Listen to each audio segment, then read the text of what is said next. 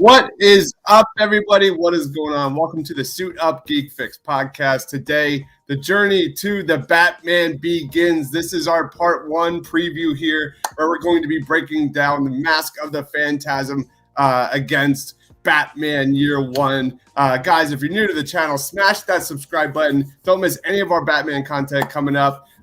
Movie drafts, movie trivia, you name it, it's all here. Like, subscribe, comment if you're watching us live. Joining me, as always, my co-host, he is Loretto. He is at Marcellus Durden on Twitter. What's up, love? Hello. Good afternoon. Had a bad case of the Mondays, but I made it barely on time. Ready to talk shop, man. Bruce Wayne. Love it, love it, love it. Oh, yeah, we're celebrating Bruce Wayne tonight. Also joining us is our new movie trivia champ, our latest rom-com trivia champion right there. He is Matt, at Matt Wyatt, 651 on Twitter. What's up, Matt? Yeah, man, I'm so glad to be back on and talking about Batman, the journey to the Matt Reeves' Batman film. I'm so excited to talk about it. And then last but not least, he is Formal at the Formal Review. What's up, Formal? What's up? Thanks for having me. I'm excited to talk Batman. Let's go. Let's just jump right into Mask of the Phantasm, man. What a magnificent film, top to bottom. A couple of weeks ago, Robert Pattinson compared the Batman's focus on the character's inner psyche to that 1993 animated classic, Batman Mask of the Phantasm. We're going to talk just general impressions. We're going to just kind of reminisce about some of our favorite moments and, break down how this is going to impact the Batman. But for anyone who, like me, who grew up to Batman the animated series, man, I'm sure you did. Like this movie holds a truly special place in my heart. For me, Mask of the Phantasm is the single greatest Batman story ever told. On the surface, the tone, the visuals is amazing with those dark gothic tones, man. But when you dig deeper, like this is all about Bruce's journey of self-discovery. This is a movie that's through and through a tragedy. Like when you think of Batman the animated series, like this is dark. This is a really truly dark film. It's one that like peels back the layers of Batman, that sacrifice he has to make to come face to face and accept his true destiny. There's so much to talk about here. I'm going to throw it to Formal first, man. Formal, what's your like general impressions of Mask of the Phantasm? I mean, similar to what you were saying, like obviously like my thing with Batman the animated series, I think like this film, even though it's not spoken up as much, it's the epitome of what a film noir is, of like it has to do with crime, murder, femme fatale, all of that aspects of what most people look at live action as film noir. This is but put into a comic book movie sense. And frankly, like I echo pretty much everything that you just said about it. I love it. I think personally it is the best Batman film. And I say that as looking into the Batman character like you already went into.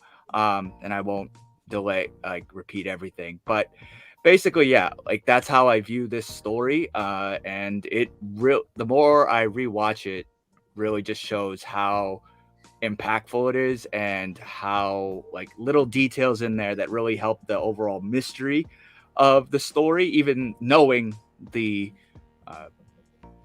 the result of the film and who is what.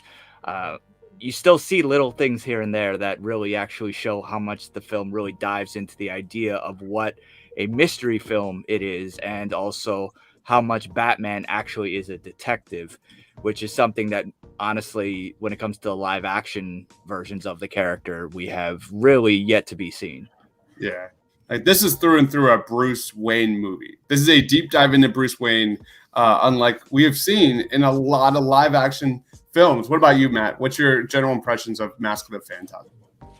Yeah, I went back and rewatched it again for the second time, and then I enjoyed it a lot more on the second watch. I did grow up on watching the Batman animated series, and I ended up loving the character. I mean, I just love the fact that they dived in deep into his psyche. This is definitely a character study of why he's Batman and why he feels like he needs to go up against the criminals and the corrupt, and because after everything that happened to Bruce, because when Bruce's parents were murdered right in front of him, it changed everything. This is when Bruce died in that alley and Batman was born, and he needs to find a way to strike them for the fear and the symbolism of the bat is what can do it. Because when he tries to go off and fight criminals in his regular like street clothes and his ski mask, it didn't do anything. So he had to find another solution to strike fear to the criminals, and I just loved everything about that. And I echo what most of what Formal and Dives have said. I mean, and I love how they've introduced this new character called Armana, which, spoiler alert, she's the Phantasm. They both have a similar tragedy. I mean, they were both are after the same thing, except that it's personal. It was more personal, and she wants to go after her for having her own petty revenge. And I think this is a great film.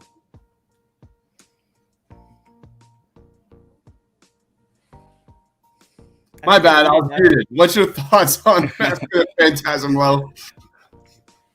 Just to double check though, is this only first impressions, or am I linking this to Batman already? We were going to go into that a little bit later, but you can just segue into that if you want. Yeah, definitely. Just wanted to, I didn't want to jump the gun.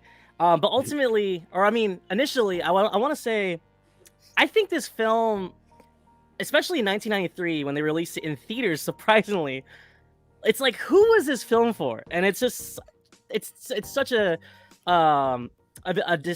disservice to the character for how, when you start this film, you see Bugs Bunny chewing on his carrot next to the WB logo. And you got to imagine, in 1993, kids took their parents, oh, hey, it's a Batman cartoon. But really, funnily enough, especially compared to the animated series, they pretty much did everything they couldn't do in the series and kind of put it here. And it's dark. It's a mobster gangster tale. It explores Bruce's romance. And we see him like locking lips pretty heavily on screen with this lady. And it's just like, it's funny because it's like, you know, adults usually don't tend to veer towards cartoons. But, you know, I think this is one of the first films to kind of cross that line where it's like, it's for adults and it's probably more so for older kids than the smaller kids. And maybe that's why little kid Gabe fell asleep or whatever, didn't like it. Shout out to who has his own pod going on right now. But I love you, Gabe. With all that nonsense out of the way, I just wanted to touch on that because I feel like this film was so mismarketed. But at the same time, I look at it and I'm like, how do you market this film? And then going to what I love about this film, it takes me to one scene in particular because I did grow up with this like you, Dibes. I saw it when I was little and I didn't really understand it till I got older, like more in my teenage years. But Bruce Wayne in the rain at his parents' grave and seeking justification from his dead parents, like what do I do? And I made this vow to rid Gotham of crime, but I didn't count on being happy. Like that particular quote, I didn't count on being happy, and he's like pounding his fist on the grave. That is such the moral conflict of Bruce Wayne is just at its best right there. None of the movies have touched on that like this film has, and it's amazing that, you know, almost 40 years ago, that still holds true. So that's what struck me about this film, that moral conflict. And also, I think what we're going to see in the Batman is, I think what both films, Year One and Mask of the Phantasm, does well is the conflict of the cops and the media against Batman. Very early in Mask of Phantasm, I believe his name is Arthur, Councilman Arthur. He was saying how, like, oh, he crossed the line because one of the mobsters got killed and it got pinned on Batman. And he was like, you know, this vigilantism must stop. You know, Batman's crossed the line. He's gone too far. And it's like that's the interesting thing about Batman. It's like they love you when they need you, but then they easily will turn against you. And I think that's a very interesting aspect about Batman. So, well, yeah, there's a quote in The Dark Knight and in the interrogation scene with Heath Ledger's Joker. It's like, hey, they need you now, but when they don't, they'll cast you out. Which that was a great line in that movie. Yeah, there's a lot of similarities here between Mask of the Phantasm and Batman Year One. Like before you got Joker, before you got Two-Face, before you got everyone else, you had the mob, the mafia. That was the true villains of Batman. You know, at the start. Let's just jump into favorite moments real quick, and then we'll get into the Batman. Matt, what is your favorite moment of Mask of the Phantasm? Oh yeah, my favorite scene is the cemetery when Bruce is so very conflicted and before he dons the cape of Batman, and just how devastated he is, and he doesn't know if he's doing the right thing. He doesn't know if he is doing what's right, honoring their memories and all that. That's just one of my favorite scenes of the movie. Period. What about you, Formal? So I mean, I think my favorite scene is the clip that the image that we have right here. That scene, you don't even see him actually as Batman. All you see him like putting on the the cowl, and then you just see his eyes and then him walking away. One, Yeah. that's just such a great image, but also like how in that moment it's like he's donning the Batman aspect to him kind of walking off, but it's like how the music kind of fades down and kind of sounds more melancholy than like as it was epic like 5 seconds before. It's actually showing like really how him becoming Batman is like a tragedy. It wasn't a good thing that he was becoming Batman. Obviously what the good thing was getting married to Andrea and everything, but that didn't happen. And that's also, I love that also the cemetery scene as well, but I didn't want to say that one too. Those are all awesome. And you know, shout out to Alfred when he sees like his like reaction the first time. He's like, like startled. literally shits his pants when that happened. Awesome moment there. But mine is like a little weird. I think that scene where it's at the very end, and Andrea Beaumont's like on the boat, and the guy asks her, "Are you alone, ma'am?" And she goes, "I am." And I always found this movie to be have such an interesting parallel between Batman and her character for me.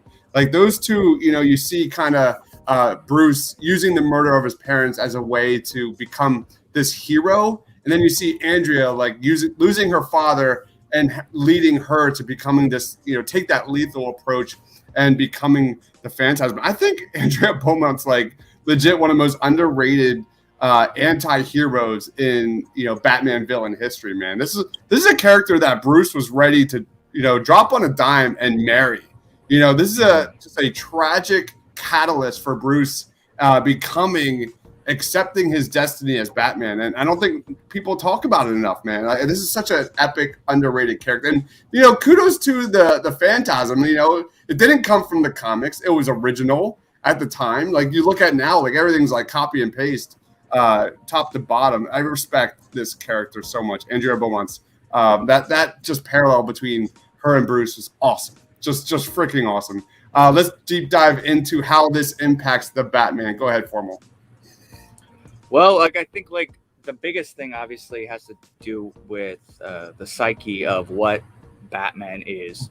And I mean, you guys have touched on it already. I mean, I think it was at the first DC fandom when like they first revealed the trailer and whatnot, like how Matt Reeves basically said that that's one of the biggest things that like they're going to be looking into is the psyche. And like I think it was maybe an interview short after that. And I couldn't remember what it was when we did the 2021 movie episode, but it's Batman's ego. Batman Ego, which is like another comic book source material that he said is going to be highly a very big inspiration for his film, which is one that like really looks at the duality of Bruce versus Batman. And essentially, obviously, Batman is this character of like a Dr. Jekyll, Mr. Hyde almost, but what keeps him from going full Mr. Hyde is the humanity that he has. And that's something that hasn't really been shown so much in regard to like the live actions ones, especially. Like there's been some back and forth with it when it comes to like, oh yeah, will he have a love life with Rachel Dawes or whatever? But then it's not really, it's not as delved into as much because it's just, I guess, trying to fix the crime aspects. It's not a look into what does it mean really? What's the sacrifice that he's making?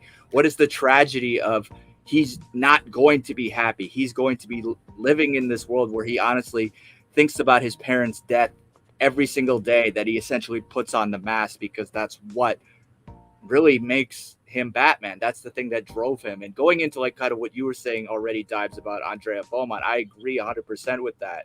Because again, the tragedy of their characters is that really they should be together, and that how like their stories are just so aligned. I think Matt mentioned it earlier as well, is that like you would think that they're the perfect couple, even if the romance like didn't work out. Like their stories are almost exactly the same, of death of parents, going into essentially vigilantism, except one is willing to kill and the other one isn't. And I think that we obviously, I don't think we're gonna get like an Andrea Beaumont character so much in the live action, but I think that whole idea of the psyche of what Bruce and Batman, what does that mean? Because I mean, we've seen it in the trailers of the Riddler really kind of messing with his mind. We see him being in this turmoil, and I think that if Matt Reeves says that that's one of the biggest, I guess, inspirations for this, I think there's a lot of inspiration to come from the Phantasm, because it's one of the films that has delved into that really well since it first came out back in 92, 93. Yeah, you stole everything I was going to say about how Matt Phantasm affects Batman. That's really what it is. Like, this is a story that views Batman not as something noble, but something as truly tragic. And I think that is a no-brainer home run from Matt Reeves. I think he's going to knock that out of the park. I'm going to throw it to you, Matt. How does this impact the Batman? Yeah, I agreed on everything that Formal says. I echo what he's saying, because you're exploring the psyche of the character, and it's definitely going to show you him going through his darkness and his demons and how he has to conquer them in order to protect this whole city and all the corruption. And what you saw in this trailer for the Batman movie, you start to see that the Riddler is trying to exploit everyone involved in the whole corruption, including the Wayne family, which that's something we haven't got a chance to explore if I'm not mistaken. But I think that Robert Pattinson is definitely going to embody the character of the Batman and give us the character. It's definitely going to become more of a character study. That's something we have not seen in live action before, and I'm excited to see what's going to come to the play. What about you, Love? Yeah, I actually wanted to piggyback on Formal a little bit, just because I think what's fascinating is that within this film, for the first time, we see him question himself. There's a scene right before the cemetery scene where he's like, what am I still doing this for? And he's like looking into the mirror, and then he has that flashback at the cemetery with Andrea. And what's interesting is, I think, because he mentions at his parents' grave, he mentions that when he's getting ready to marry her, and he's feeling like he wants to give this up, he mentions to his parents at the grave, like, it doesn't hurt so much anymore. Like, I'm sorry, like, and it's kind of piggyback on what I said earlier, but I just find that interesting, and I think that's something that Robert Pattinson is going to have to deal with. Where's he going to find his drive? Because it almost seems like the tragedy of his romance with Andrea is what pushed that Bruce Wayne in that universe forward. And I think it's going to be interesting to see Robert Pattinson find, like, what else motivates him besides his parents' death, because there's always more to it. And also, I think the brutality of what we've seen so far in the trailers and the teaser, it's like, that's definitely him kind of getting a little bit too far, going too far down that path of vengeance. And I think at some point he's definitely going to have a moment of clarity, I think. And I think that's going to be really interesting to look at. And it looks like he looks like he wants to take all of his anger out on the criminals of all the tragedy that he had to go through in his life. Yep, 100%. That's really exciting. I'm really excited to really deep dive into that, especially the Bruce Wayne aspect, that inner psyche aspect. Should we do grades, like grade out of 10, real quick? We'll just run it down. Like, Loretto, any final thoughts and grades on Mask of the Phantasm?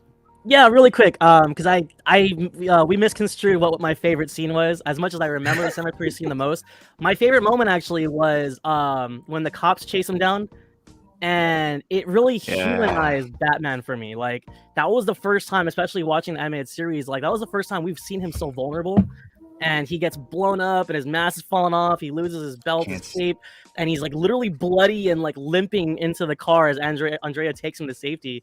But I just thought that was really cool, especially from like in that time period. Like, I'm not that Michael Keaton was untouchable, but more or less, he never really faced that type of struggle that we saw in Mask of Phantasm. So that's something that I loved, and honestly, it's one of my favorite Batman stories ever. I agree with everything you guys have said so far.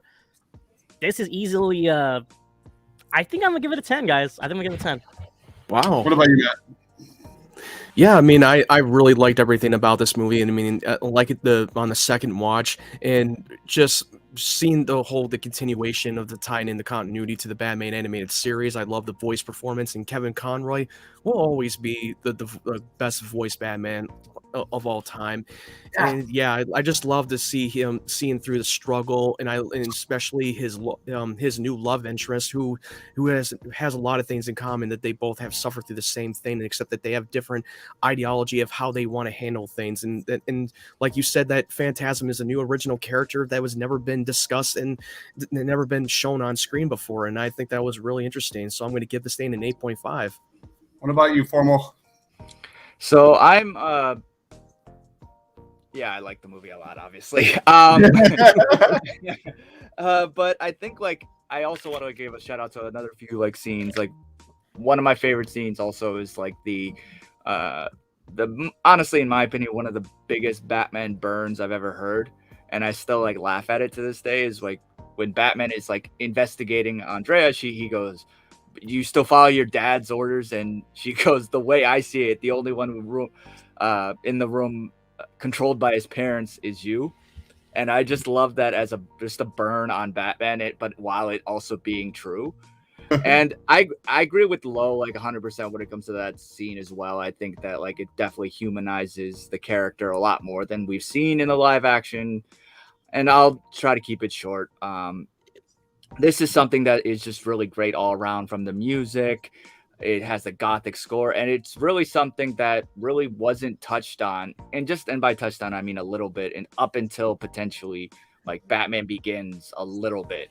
And I mean, for me, like I would say it's a 10 just because I've watched it so many times and I noticed little things. And I noticed something like, I think not this rewatch, but the rewatch I already like did toward the end of last year. And it's what I was going into how it deals with the mystery and little details, like the person who does the voice of the Phantasm is actually the same person who does the voice of Andrea's father.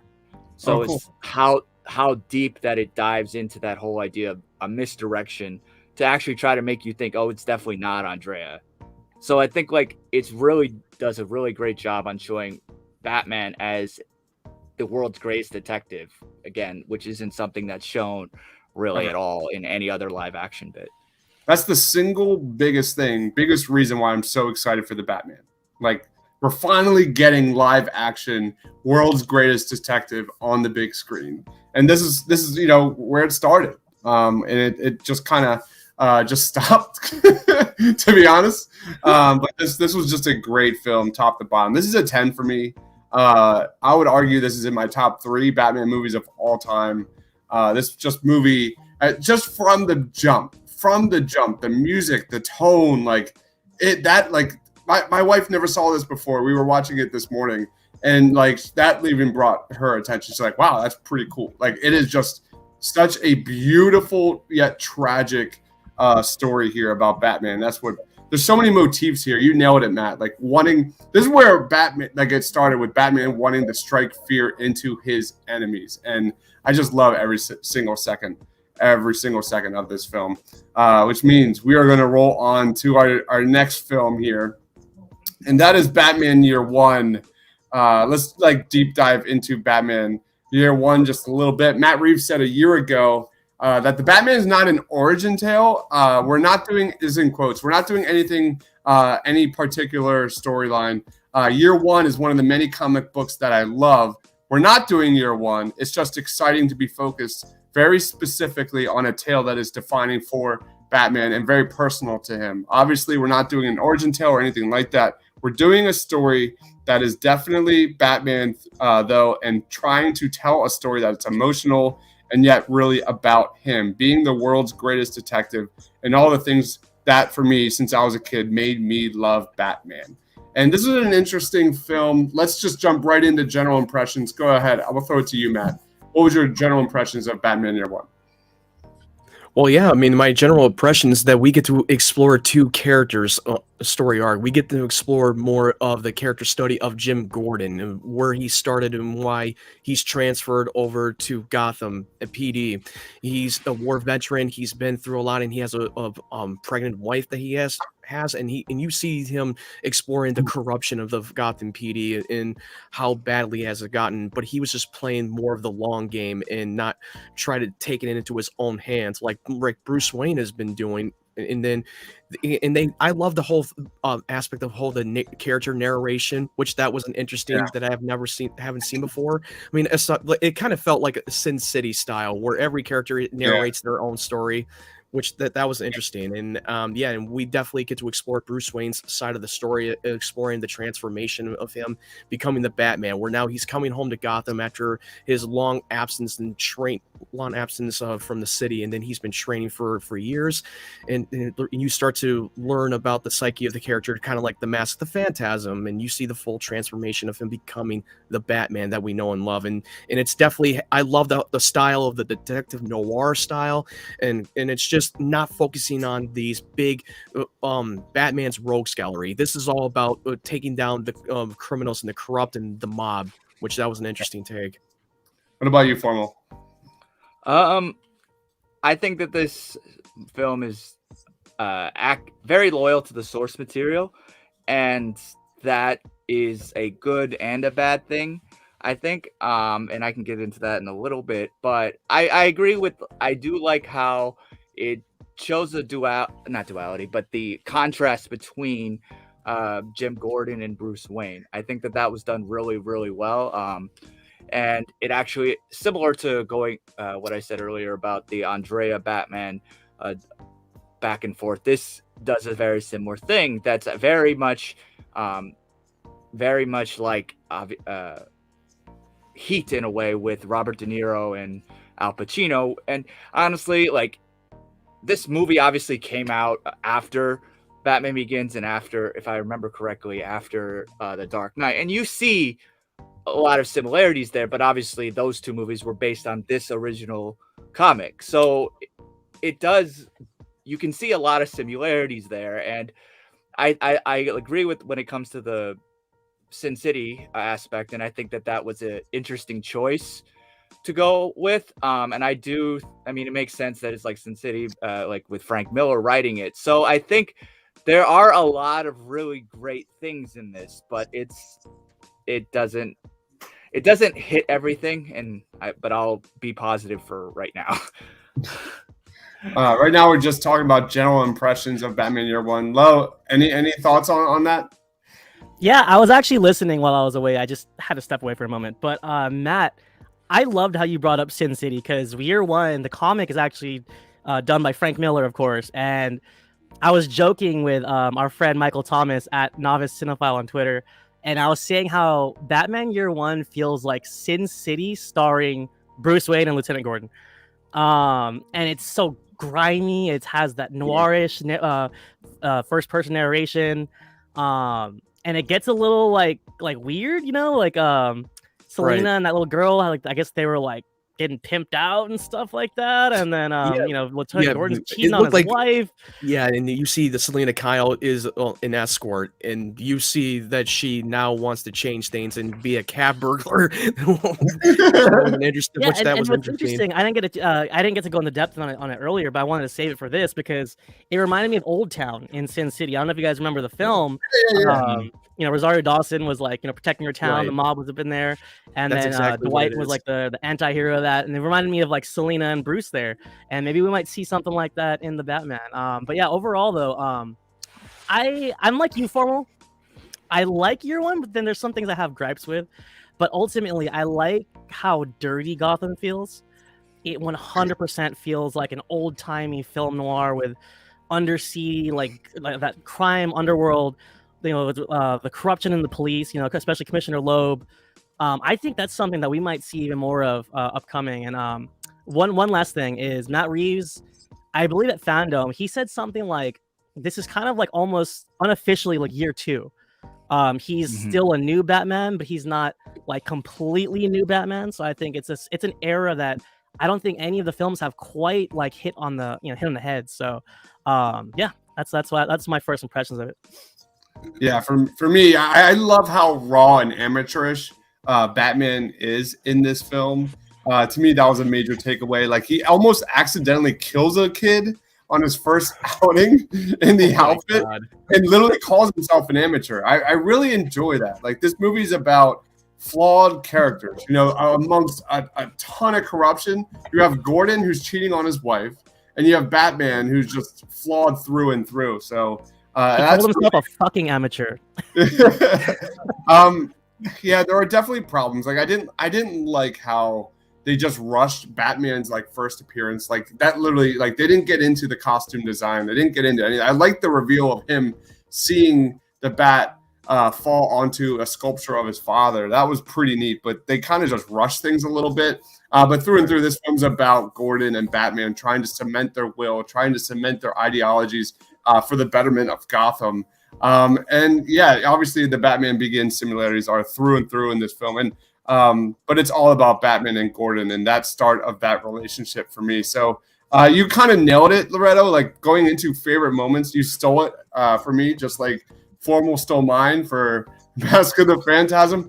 I think what my favorite part of year one was the tone of Gotham and that feeling of dread, man. This is a film that I thought did a really good job of like cementing Gotham as this like grimy, super sleazy city that's filled with prostitutes, drugs, corruption, man. It does a really nice job of like highlighting this when Bruce is undercover, you know, exploring the Narrows there. And I thought that, like, you know, you see like Gordon and his dealings with the Gotham City Police Department, and Gordon even admits that his job of internal affairs is unforgiving and basically no one likes him. It's a thankless job, and he never gets any respect. Like, I love how this film does an amazing job of stacking the odds incredibly high against not only Bruce but Gordon as well, and making their mission to like rescue Gotham like look that much more ridiculous. Like, that is an impossible task that they are taking on. And I had that feeling watching this movie, and I thought that this film did a great job of that. I'm going to throw it right back to you, Loretta. What's your favorite moments from this film? That's a good question. There's so many good moments for me. Surprisingly, you know, my favorite scene was actually has nothing to do with Bruce Wayne. I loved when Jim Gordon caught up with what's his name, Flass, the Flass. corrupt guy that was training him or whatever, and you know, they jumped him. They were beating him down with bats, and literally, you know, it's interesting. You usually see revenge happen like a day or two later, or a week later. Like, Jim has his eyes shut. He's like bleeding still. He got in his car and had the bat that they beat his ass with, and he goes and tracks Flass down like that night. And I love it. Not only does he beat the shit out of him to like show him like, hey, look, don't fuck with me, all right? But not only that, he leaves him butt naked in the snow. Which again, it's very Frank Miller. It's very like, what the fuck? Like, but I love the message that Gordon sends, and that Jim Gordon, that specific kind of character of Gordon. I'm just like, it's someone you could root for, and it's someone that's just a badass, and it's just like all about, you know, fighting for what's right. And it's like in a corrupt town like that, you know, and really all the more you're just like, hell yeah, you know, it's a stand up and cheer moment. So that's the one that did it for me. I'll say this film did it better than Batman Begins. Like, Batman Begins was all about you know, Batman and Bruce and, you know, everything else, but like they touched on the Narrows and how corrupt it was. I thought this did it better. I really truly thought that. What about you, Matt? What's your favorite moment?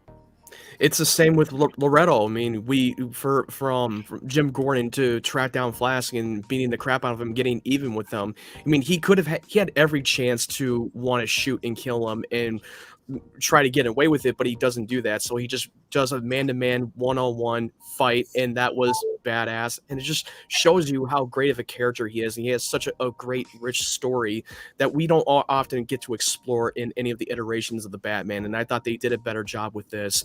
And it just shows, and they showed you the side of Bruce Wayne when he's trying to go down to a town full of prostitutes, and he's taking out a bunch of criminals and pimps one at a time, but he screws up. He gets shot. He got a little sloppy on his first day on the job, and it just shows you that he's not perfect. I mean, this is his first time to even do his crime fighting. He did it in his street clothes. I mean, he literally just showed his face in public, which that was something that was not the smart way to go. And remember that scene where I think it was Civil War? I could be wrong. Where Captain America's like, ripping, a piece of wood apart. Is that Civil War? Oh no, that was in the scene in Age of Ultron. Yeah. Age of Ultron. And you have like Tony Stark's reaction to that.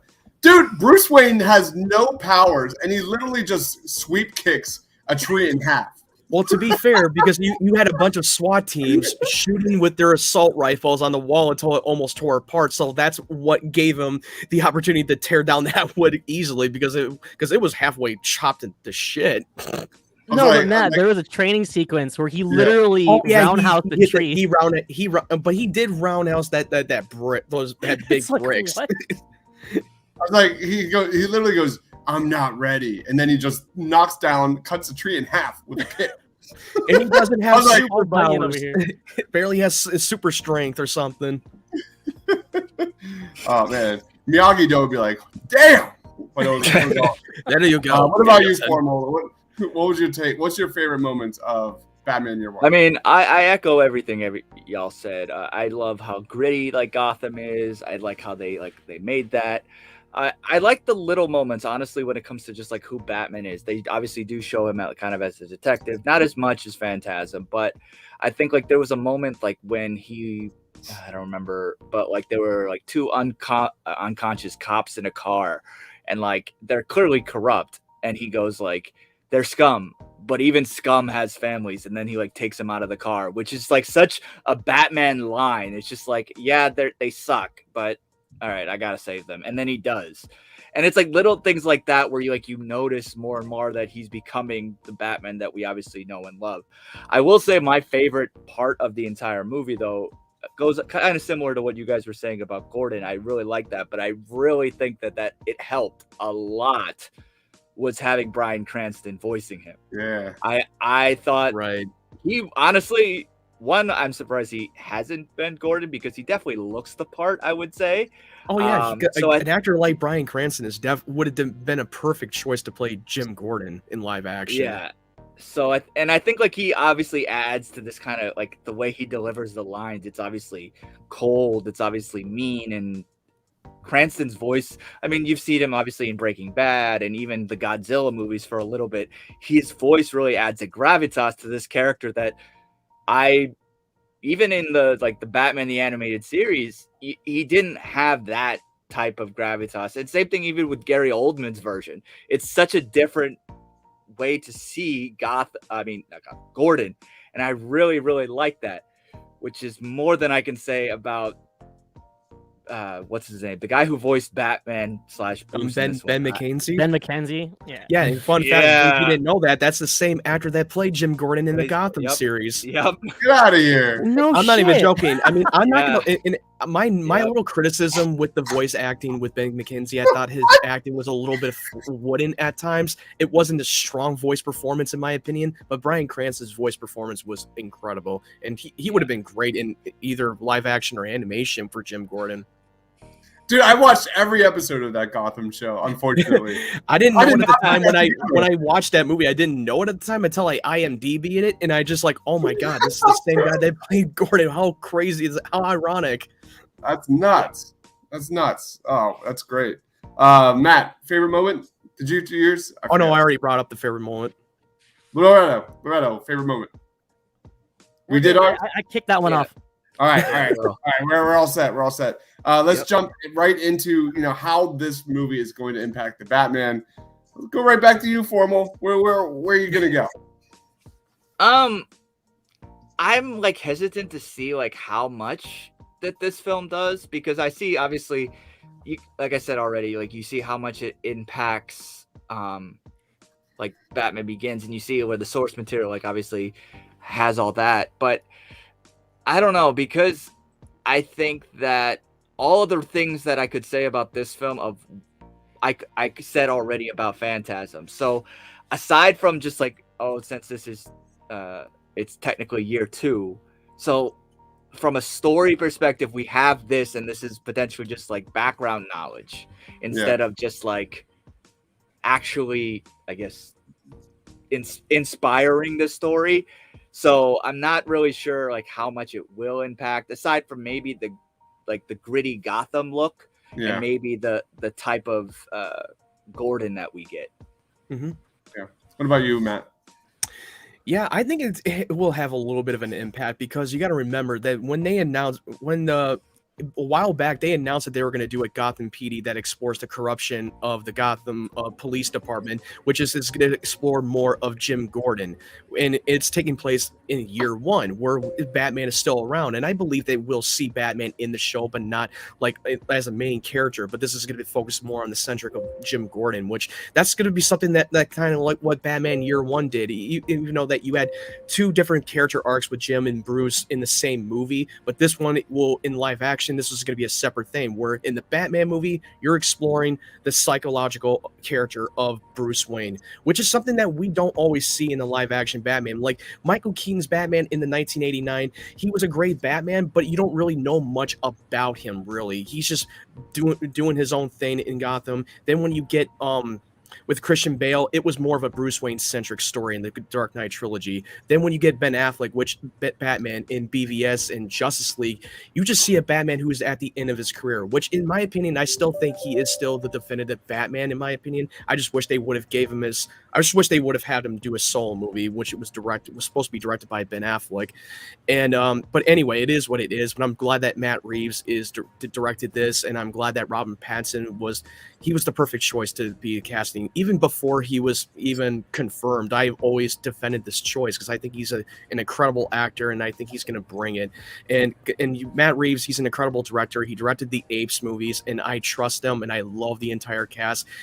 But also not only when they take inspirations from Year One in Mask of the Phantasm, they're taking inspirations from David Fincher's movies from Zodiac and Seven, which is the murder mystery of finding the serial killer, leaving clues, riddles, which is the Riddler was the perfect choice to have the villain, and Paul Dano is going to be incredible in the film. That's actually part 2 of our Batman preview next week. Zodiac versus I can't wait to rewatch those films. I'm just so excited. I'm so excited. What about you, Lo? Yeah, man. Honestly, as much as I love Mask of the Phantasm, I think a lot more of Year One is gonna kind of leak into what we see with the Batman, especially the grittiness, the darkness, just from all the trailers we've seen, the corruption. I think there's a scene in the initial teaser where like the cops are like surrounding Batman, and it looks like he's like at odds with somebody. And I think it's definitely gonna play into police corruption for sure. And I thought what was interesting about Year One is touching on Selina's like initial journey as Catwoman and her kind of like wanting to be seen and be heard, and her getting into the cat burglaring, and at the same time that Bruce is rising. I think that's going to be interesting to see on film, because I think from the last trailer we saw, it's very, very much Selina's playing a large role in this film. And I think Zoe Kravitz is great. She's one of my favorite young actresses, and I'm really excited. It seems like I get the feeling already that her and Robert Pattinson are going to play off each other really well. And also I think Jeffrey Wright as well as an outstanding actor. I think the relationship with Gordon and Bruce is going to be huge here, especially that initial teaser where you could tell that Gordon trusts Bruce. And I think from Year One in this animated film, we see that trust develop. And I think it's going to already be established in the Batman, which is maybe they might have a flashback or two a little bit, but I think it's good to have that bond established clearly. So. Nice, well said. I think the similarity here that I think is the parallel. You guys already touched on it, but Year One in the Batman is that realism. That realism here, you're not going to be dealing with like the supernatural. You're not going to be dealing with these like super powered characters. The main bones of Year One is like that realism where it's highlighting Bruce's struggles internally rather than some of these big bads like Joker and Two-Face, which I'm sure will be coming down the road. But this is going to be about Bruce versus like systemic corruption. Bruce versus those public authority figures. I think that's going to be a huge role here. And you touched on it, Matt, and I'm really happy you said it. But that's going to play big time into the Riddler's motives a lot here, and that's going to be a lot of fun. Like Bruce is going to be torn between a corrupt Gotham City Police Department, everything going on with his like the big bads, and then the Riddler. It's going to be a lot of fun for sure. It's going to be a lot of fun dynamic there. Like I said earlier, like I think we're going to see Robert Pattinson's Batman as a super flawed hero. Like, he's not going to be this amazing crime fighter. I think we're going to see him kind of rise to the occasion, probably in like the second film and so forth. But I think we're going to see a truly flawed character. I expect Robert Pattinson to get his ass kicked at some point. I think we're going to really humanize him in a couple of different parts of this film. And you saw that in Batman Year One. And I agree, though. I think there's definitely more similarities here compared to Mask of the Phantasm. And I hope it's true, because that feeling of dread, you know, that like super flawed hero, that feeling of a super flawed hero doing the best he can with almost seemingly impossible odds. That is what I hope to see from the Batman. That would be a lot of fun. Let's grade it and final thoughts. Loretto. Yeah, so immediately, I mean, no offense, 'cause I actually like Ben McKenzie as a live action actor, but that was the first thing I noticed when he started talking, and I was like, I don't like this Bruce. And, you know, in his defense, it's hard to follow Kevin Conroy, who, I know, Dives, I know how you feel. A lot of people would argue that Kevin Conroy is the GOAT, and it's clear when you compare these two voice portrayals. He just didn't do it for Bruce for me. It almost takes me out of it a little bit, but Bryan Cranston's great. And what's interesting is, as much as I agree with you about the corruption thing being done better here, Dibes, I feel like everything else that Nolan peeled from Year One and pulled from it, I thought Nolan did it better. Like the sonar with the bats in Batman Begins, and the bats fill up the building to have him escape. I thought that was done a lot better in Batman Begins. Oh, no, and to an extent, not to cut you off, Lo, but that was in The Dark Knight, I believe, that the sonar thing. that was in Batman Begins. No, Was it? yeah, it's, No, it's it when had to he's be like Dark Knight. escaping the water place. Oh, yeah, okay, gotcha.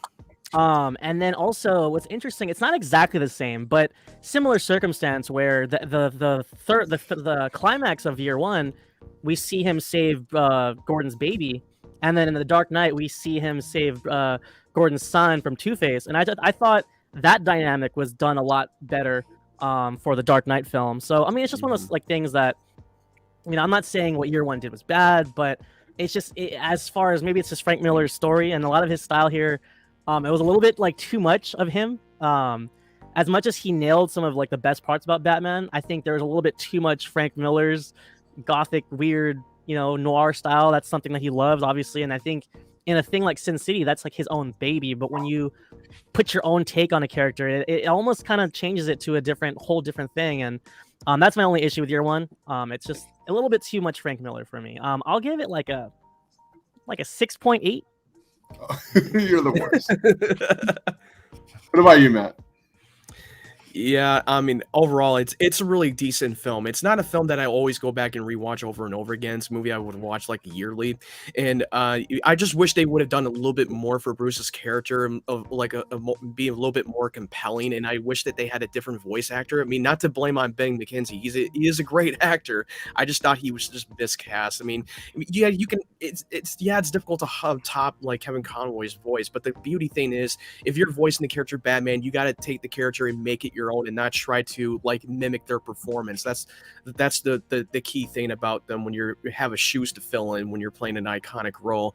And I love that the fact that we got more in depth with Jim Gordon's character, and I thought Bryan Cranston, he stole the spotlight in my opinion. Love how they explored the gritty noir of Gotham City and seeing the corruption and all that stuff. And then it's really more of an adult film, and then a little bit of a PG-13 vibe. This is not something you would show it to your 10-year-old, but overall this is more like a 7.5 out of 10. It's a really decent film. What about you, Formal? So, like I said earlier, like I think like the loyalty to the source material has its ups and it definitely has its downs, similar to what like Lo was saying in regarding to just the Frank Miller isms. I think like when it's obviously looking at the comic, like the first person narration, I think that works really well because like Miller's trying to get us more into the minds of these characters.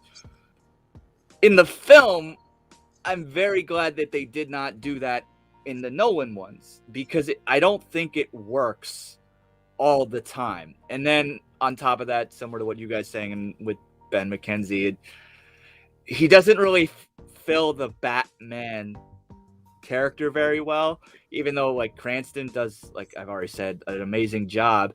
And it's just it does take me out of it a little bit. I do love like the bits and pieces that really are Batman. Like we've talked about him being humanized. I mean, similar to a Phantasm, you see like I think like when he like first like comes back to Wayne Manor and he's like wanting to like ring Alfred or not, and he's like bleeding everywhere. You see like footprints of blood and everything. Like that's something that you don't see in most Batman films. But like there are moments like that that are just so great. But then there's other bits that just aren't. And it similar to what Lo says, the Frank Miller stuff just doesn't work 100% of the time. And I think that it does bring it down a little bit for me. And frankly, yeah, I think like I'm in similar to Lo in that I would say a 7 out of 10. That's where I'm at too. I'm at a 7. That's what I gave it. For me, it's got a lot of interesting concepts. It's got a lot of interesting concepts, but I just want more. Like it left me wanting a lot more. It's really short. It is short. It ends like Catwoman. I love Catwoman. It is a good stepping stone. It is a terrific stepping stone to Batman. But as just looking at it, Batman Year One, it's about a 7. It's about a 7. There's not that much memorable about it, other than for me, Gordon and Batman and that relationship is really rewarding for me.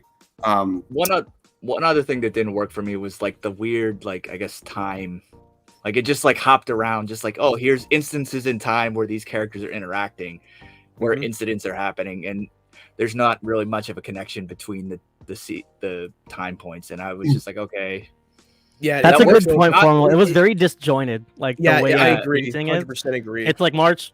Okay, this happens, and then April. Wait, what? Like, Oh, we go what back to happened April. between We then? go back to March. and that works April, like June, in blah, blah, like blah. Like, comic books it- because you have like what do you call it, like issues where here's Panel? one, okay, Yeah. this one's Right. like this one happens in March, and then this one, okay, this one happens in August. In film, it's not cohesive. Yeah, definitely. Do you think we're going to get any of that inner dialogue type of stuff in the Batman, just like we saw here in Year One? I don't think so. Not as much, I hope. But, all right, so do you think Gordon will have just as big of a role as Batman in the Batman?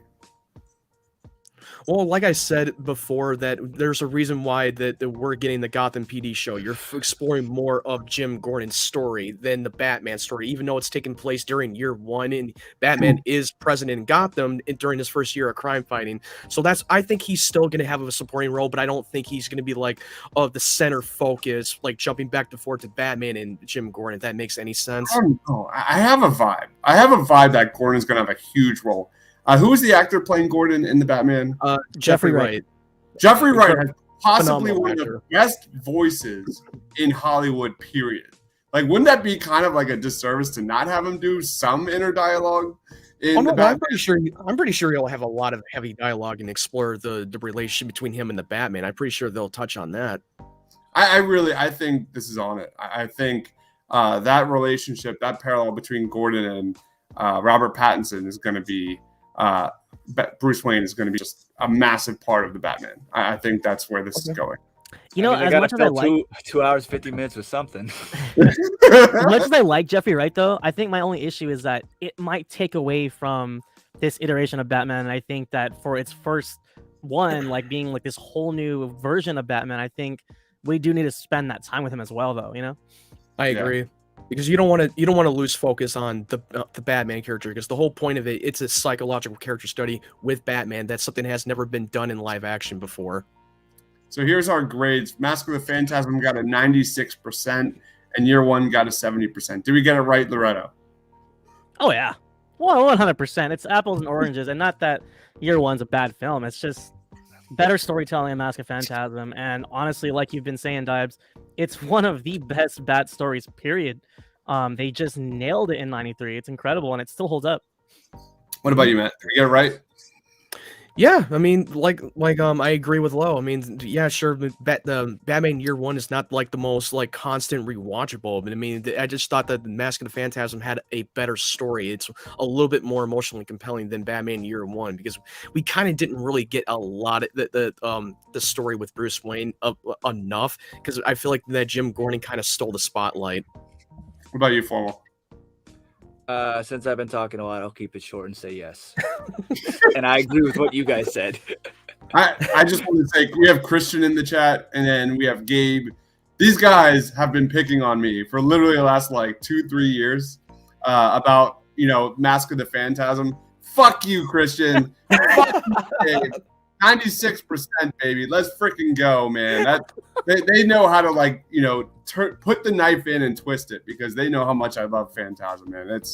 It's to this day one of my favorite all-time animated films and Batman films. So 96% I think is right on it, and I think I do agree. 70% is solid for year one. Not a bad film, but just something I want more. I want more. Let's wrap it up, guys. We'll start with Formal. Where can we find you, man? What do you got going on? I got this obviously. I'm looking forward to rewatching the films that we're going to be doing for this. But also, I will be watching. What's that? The Come On tonight, and hopefully I'll have that analysis out this week.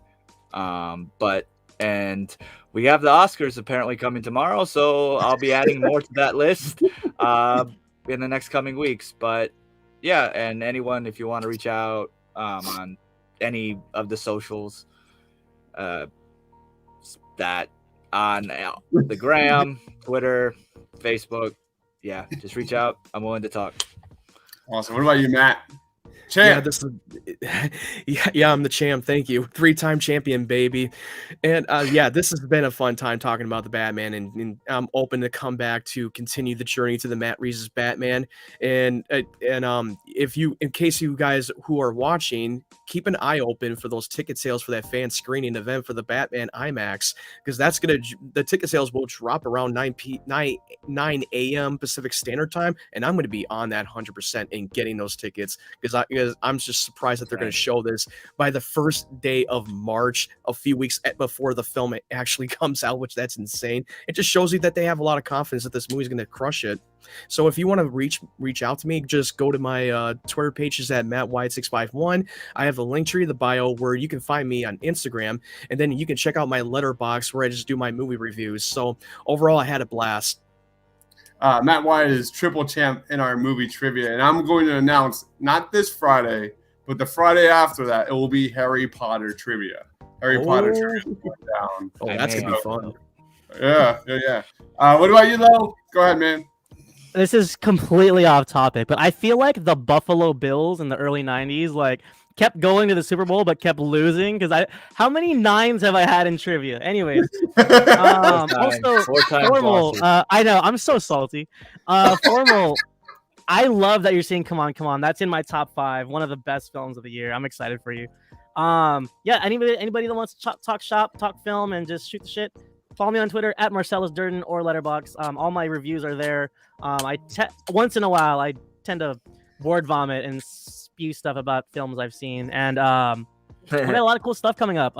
Half of our Suit Up Geeks are actually guesting on Mr. Zach Goler's show tomorrow. We're doing an Oscar nominations reaction. That'll be cool. Check us out on YouTube at Zach Goler.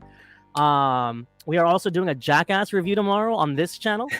Please check that out. Jackass Forever was hilarious.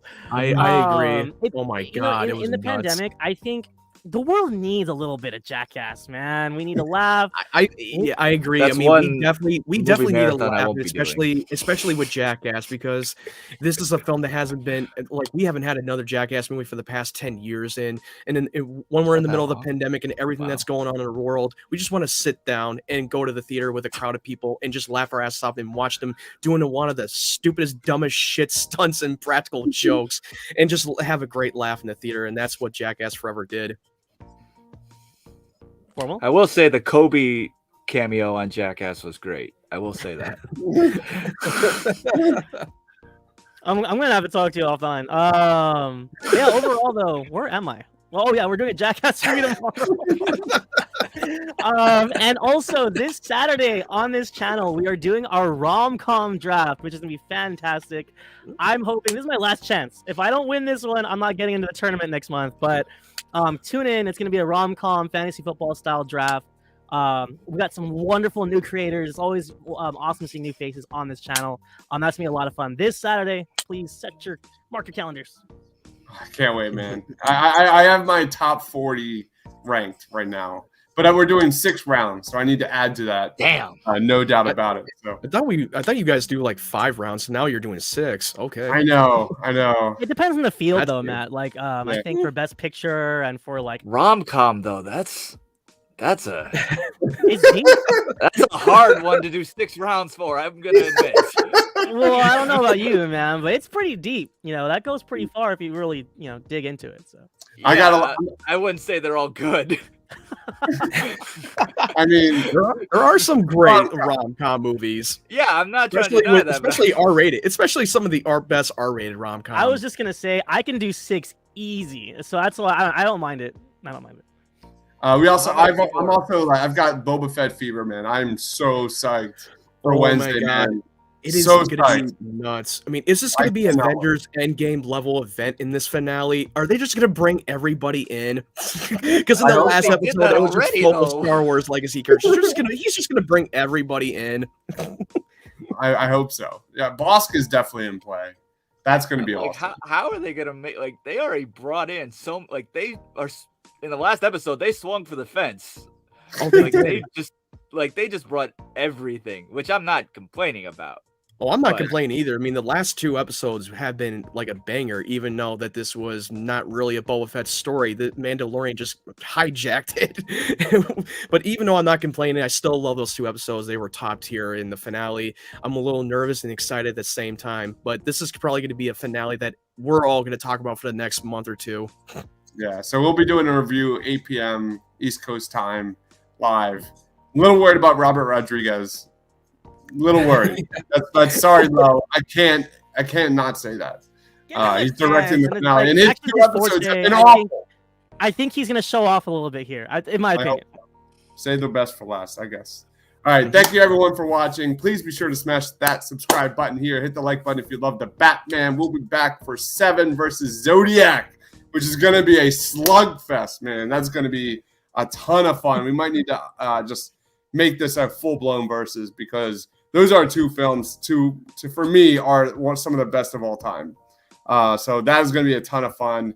Check us out on Twitter at the Suit Up Geeks. Follow my man Loretto at Marcellus Durden. My man Matt, I can never do it right. Matt at 51, and he is the Formal Review at the Formal Review. Thank you everyone for watching. Stay awesome, everybody.